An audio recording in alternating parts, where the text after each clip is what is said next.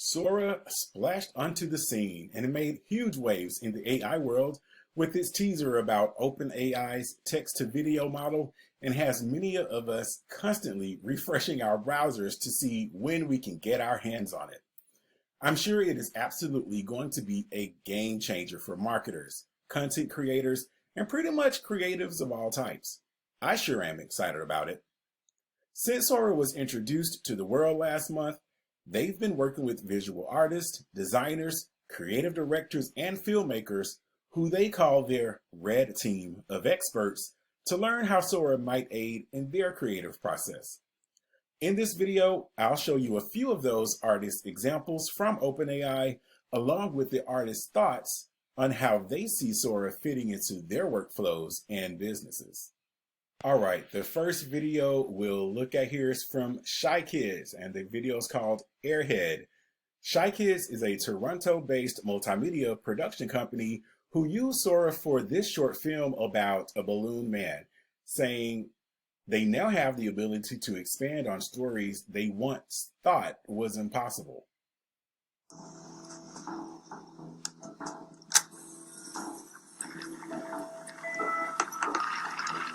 Well, they say everyone has something unique about them, something that sets them apart. It's just in my case, it's quite obvious what that thing is. I am literally filled with hot air. Yeah, living like this has its challenges. Windy days, for one, are particularly troublesome. Or there was one time my girlfriend insisted I go to the cactus store to get my Uncle Jerry a wedding present. Ugh. What do I love most about my predicament? The perspective it gives me.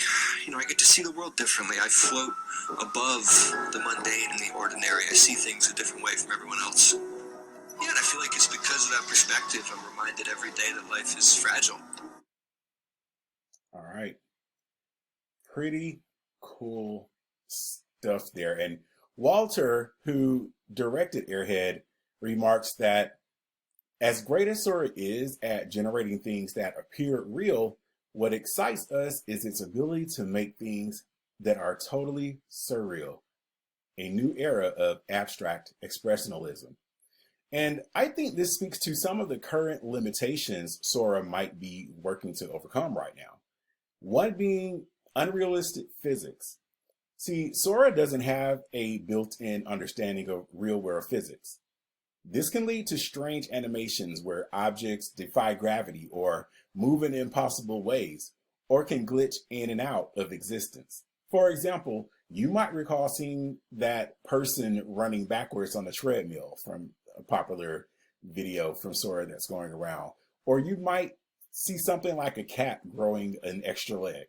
So to overcome limitations like these, researchers could integrate physics engines like Bullet or Havoc's into Sora's framework.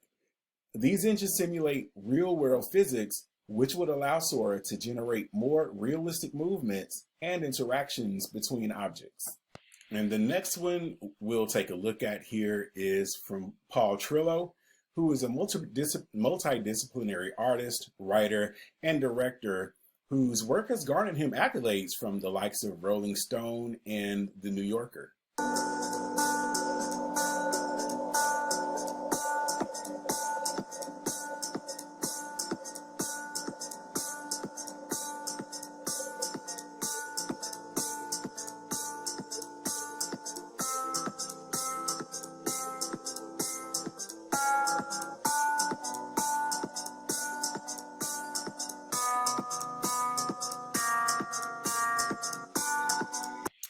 Paul says working with Sora is the first time I've ever felt unchained as a filmmaker. He states he's not restricted by time, money, other people's permission. I can ideate and experiment in bold and exciting ways. And while it certainly would be exciting to be free of having to get other people's permission, because we'll be able to create totally new and unique imagery, that, in my opinion, speaks to another current limitation Sora might be working through, which is the potential for harmful content. Without safeguards, Sora could be used to create inappropriate videos containing violence, hate speech, or other harmful material. This is especially concerning if the tool is easily accessible to the general public. So to combat this, Sora might be looking to implement causal reasoning algorithms, which are algorithms that would allow Sora to understand the cause and effect relationships between events. This would enable it to generate videos where actions have logical consequences. And one example of this might be, let's say we're looking at causal reasoning through the lens of a cooking mishap. Without causal reasoning, imagine a video generated by Sora where a character throws a pan of boiling water into the air. Currently, Sora might just show the water floating in midair or glitching out altogether. But with causal reasoning, Sora could generate a more logical sequence. The water would realistically splash out of the pan, potentially scalding the character or doing something like making a mess on the floor. Or the pan might fall to the ground and make a clanging sound. Another example of this might be planting a seed. So without causal reasoning, without this capability, Sora might show someone planting a seed and then immediately have a full-grown tree appear. Or with causal reasoning, Sora could generate a video where the person digs a hole, plants the seed, waters it regularly, and then over time, show the seed sprouting into a small seedling that gradually grows into a mature tree. So those are just a couple of examples of how causal reasoning might help. And like I said, it's something they might be working on. Sora might also be looking at reinforcement learning. Training Sora through reinforcement learning could help it understand the outcomes of different actions. By rewarding the model for generating videos with consistent cause and effect sequences, researchers could nudge it towards more logical video generation. All right, and the next one we'll look at here is from creative director Nick Kleberov of Native Foreign. And Native Foreign is an Emmy-nominated creative agency from Los Angeles, California, specializing in brand storytelling, motion and title design, and generative AI workflows. Let's check it out.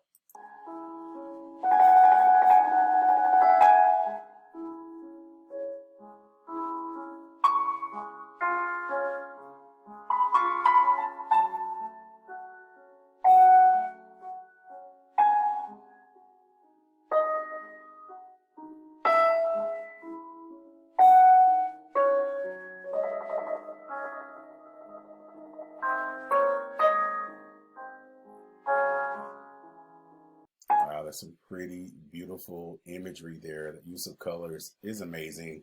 Co-founder Nick Kleberov, who is using Sora to visualize concepts and rapidly iterate on creative for brand partners, suggests that budgetary restraints no longer have to entirely shape the narrative of creativity.